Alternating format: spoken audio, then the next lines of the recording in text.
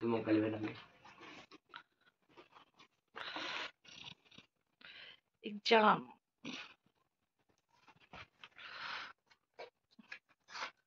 চাও বক্সটো এইটো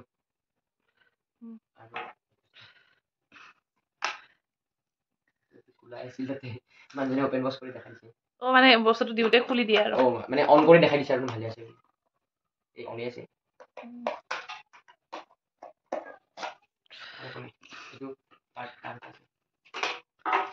এইবিলাক পিছত চাব ৱাৰেণ্টি ইউজাৰ মেনুৱেল মেইন বস্তু এইটো কোৱা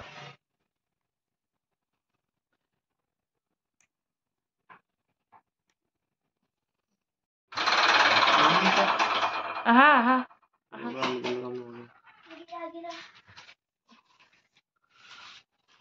পিন্ধি চালে গম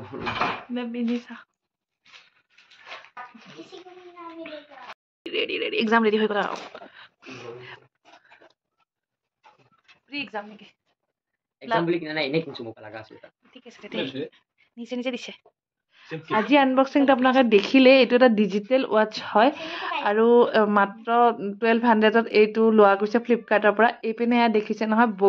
বগৰীবোৰ আনি থোৱা আজি দিন হ'ল কেইবাদিনো আধা আধি মেলি দিওঁতে গৰুৱে খায়ে দিলে ভাবিছিলোঁ যে মিঠা আচাৰ বনাম কিন্তু তেতিয়ালে মিঠা আচাৰ আৰু অকণ শুকাব লাগে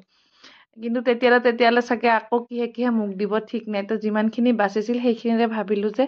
আচাৰখিনি বনাই দিওঁ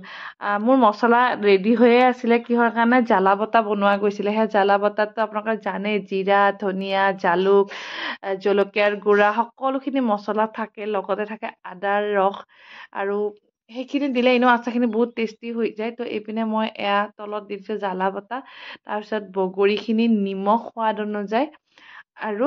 তেলটো আপোনালোকে গৰম কৰিও দিব পাৰে ঠাণ্ডা কৰিও মানে এনেকৈ দিব পাৰে এনেকৈ দি কিনে পূৰা ৰ'দত ৰাখিব লাগিব যদি ঠাণ্ডা তেল দিয়া হয় আৰু গৰম তেলখিনি একদম উতলে নহয় গৰম তেলখিনি অকণমান গৰম হোৱাৰ পিছত মানে গৰম কৰি অকণমান ঠাণ্ডা হোৱাৰ পিছত যদি আপোনালোকে দি দিয়ে তেতিয়াহ'লে ধুনীয়া হৈ থাকে আৰু এয়া চাওক বগৰী কেইদিনমান গ'লে এইখিনি আচাৰ খাব পৰা হৈ যাব তো আজিৰ ভিডিঅ'টো ইমানে পুনৰ লগ পাম এতিয়া বেলেগ ভিডিঅ'ৰ সৈতে বাই বাই